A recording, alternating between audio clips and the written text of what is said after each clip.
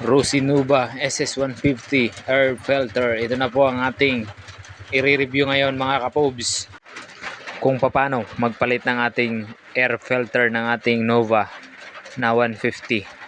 Pasensya na kayo mga kapobs kung medyo maingay ang ating bubong kasi umaulan kasi dito habang nagre-review ako nito. Pero i-review ko pa rin to para sa ating mga kapobs. So itong nabili kong air filter itong air filter na to mga kapobs ay pang TMX Supremo ng Honda. Yan po, medyo malaki lang siya konti kaya tinabasan lang natin ng konti lang din. Yan, ingat lang po tayo mga kapobs pagtabas. Yan, sukatin lang natin ng paharap. Yan, para magkasya siya. Tapos yung butas niya sa gilid sa may tornilyuhan, tabasan nyo lang din mga kapobs. Ayan, sa may tornilyuhan siya. Tutasan mo lang siya ng pa-curve para eksaktong kapit na kapit siya. Make sure nyo lang mga kapobs na tama yung pagtabas nyo para paglagay nyo, masikip siya. Huwag lang yung sobrang tabas.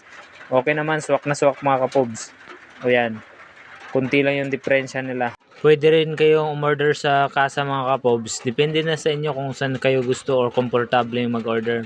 Pwede online or sa kasa. Nasa inyo na po. Okay naman siya. Kunting tabas lang talaga mga kapobs. Yan. So pang Supremo mga kapobs, Supremo TMX. Tapos yung may mga puwang dyan, yung may mga sa gilid, may makikita kayong butas-butas na maliit, lagyan nyo lang ng tape dyan sa gilid na yan. Para hindi talaga siya sisingaw. Pero ito mga masikip na yung tabas ko nito. Ineksakto ko lang siya na swak dun sa pinakabutas niya. Ayan. Basta yung sa gilid, pwede yung lagyan ng sealant or tape, pwede rin. Kaya na, bahala magdiskarte kung anong mailalagay nyo dyan mga kapobs. Basta hindi natutunaw. So ayan, sound check na natin ito mga kapobs.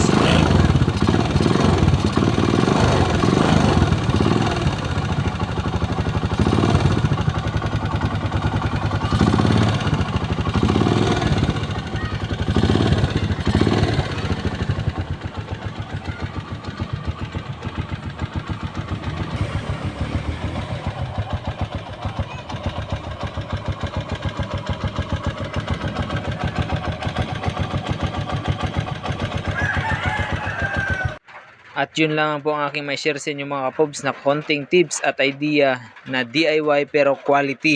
Thank you for watching mga kapobs at please subscribe my Pobre Moto channel. Ride safe always. Daghan kayong salamat!